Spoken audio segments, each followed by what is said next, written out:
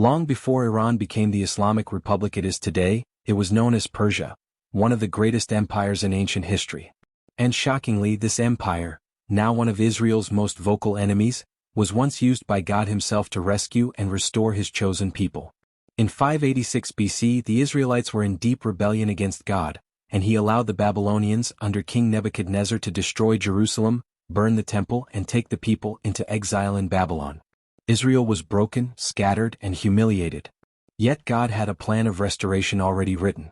When Cyrus conquered Babylon in 539 BC, he issued a decree that fulfilled a prophecy, given nearly 2 centuries earlier by the prophet Isaiah. This is what the Lord says to his anointed, to Cyrus. I will go before you, for the sake of Jacob my servant. Isaiah 45 verses 1-4.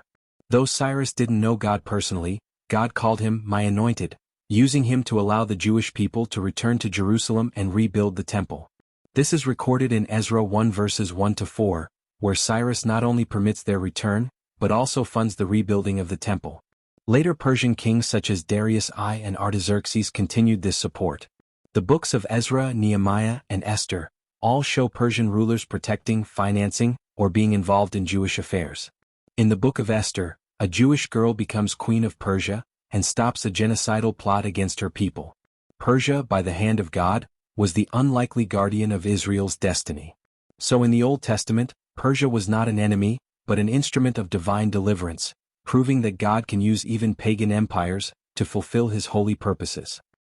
Long before kingdoms rose and prophets spoke, before Israel had kings or Persia had armies, 2 sons of Noah walked down from Mount Ararat into a waiting world, Shem and Japheth. From their children 2 nations would rise, one chosen to carry the covenant, the other destined to wield empires. This is the story of how 2 bloodlines became 2 nations, Israel and Iran, and how their ancient path still shapes today's conflict and tomorrow's prophecy. In the days after the flood, when the waters receded and Noah's ark came to rest, on the mountains of Ararat, God commanded Noah's 3 sons, Shem, Ham, and Japheth, to repopulate the earth. From these 3 all the nations of the world were born. Among them 2 great nations would rise from different sons. Israel, descended from Shem, and Persia, modern-day Iran, descended from Japheth. Though their beginnings were rooted in different branches of humanity, their destinies would collide again and again on the stage of biblical prophecy. From Shem, Noah's eldest or most honored son, came Arphaxad, and from him Eber, from whom the word Hebrew derives. The lineage continued through Peleg, Nahor, Terah, and ultimately Abraham, the man chosen by God to become the father of a great nation. Genesis 12 verses 1-2 says, Go from your country, to the land I will show you.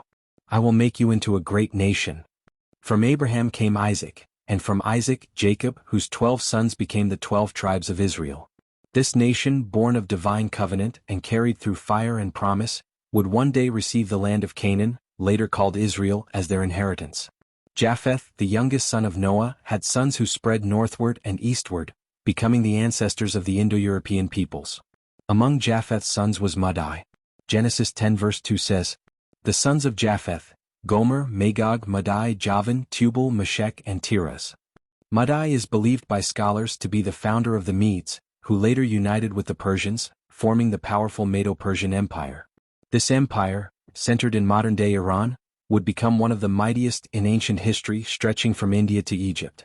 Thus, while Israel came from Shem, chosen for covenant, Persia came from Japheth, destined for dominion.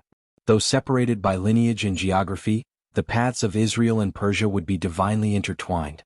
Persia, though born of Japheth and seemingly outside God's covenant with Abraham, would one day be used by God to save Israel, to rebuild Jerusalem, and even to protect the Jewish people from annihilation. From the dawn of Genesis, the seeds of prophetic destiny were already planted. 2 ancient peoples, one chosen, the other empowered, each moving toward a final confrontation, foretold in the pages of Ezekiel and Revelation. Blessed be the Lord, the God of Shem. May God enlarge Japheth, and may he dwell in the tents of Shem. Genesis 9 verses 26-27. A blessing, a prophecy, and the first clue that one day, Japheth's descendants would dwell under the shadow of Shem's promise. The Israelites first occupied the Promised Land, after the Exodus from Egypt, around 1400 to 1200 BC, God led them through Moses and Joshua, commanding them to take the land of Canaan, not out of greed, but as a fulfillment of a divine promise to Abraham, Genesis 12 verse 7, and as judgment on the wicked Canaanite nations. They established kingdoms under kings like David and Solomon, and Jerusalem became their spiritual center. Despite exile, the Jews returned, and by Jesus' time they were again in the land, though under Roman rule. After the destruction of the Second Temple in 70 AD, the Jews were scattered again, and the land became a political pawn among empires for centuries. Fast forward to the 20th century. After the Holocaust, the global community recognized the need for a Jewish homeland. In 1948, Israel was re-established as a nation, in the very land promised by God. The world called it politics. The Bible called it prophecy. I will bring my people Israel back from exile. I will plant them in their own land, never again to be uprooted. Amos 9 verses 14 to 15. But many surrounding Arab and Islamic nations, including Iran, saw this as a colonial intrusion. They claimed the land belonged to Palestinian Arabs, and from the very day Israel was born, wars erupted. Iran's hatred grew after the 1979 Islamic Revolution, which turned Persia into a Shiite theocracy. The regime began openly calling for Israel's destruction, branding it as the Little Satan, with America as the Great Satan. To Iran's religious leaders, Israel represents a defilement of Islamic lands, and its existence blocks Iran's dream of spreading Shiite influence across the Middle East. This is not just politics, it is religious ideology, historical resentment, and prophetic destiny colliding.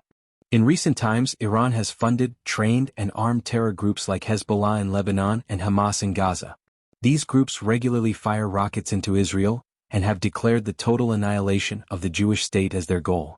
Iran surrounds Israel from the north, south, and west through these proxies, and many believe the stage is being set for something much bigger. This escalating tension isn't random. It's prophesied. In Ezekiel 38-39, the Bible describes a great end-time war where Gog, a northern leader often linked to Russia, leads a coalition including Persia, Iran, Cush, Put, and others to invade Israel. Ezekiel 38 verses 5-6 says, Persia, Cush, and Put will be with them, many peoples with you. But Ezekiel 38 verses 18-22 says, My fury will rise.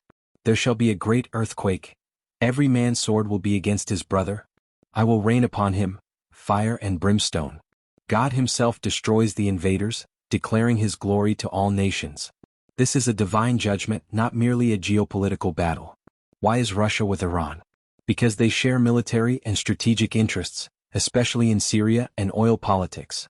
America stands with Israel, due to shared democratic values, religious ties, and military alliances.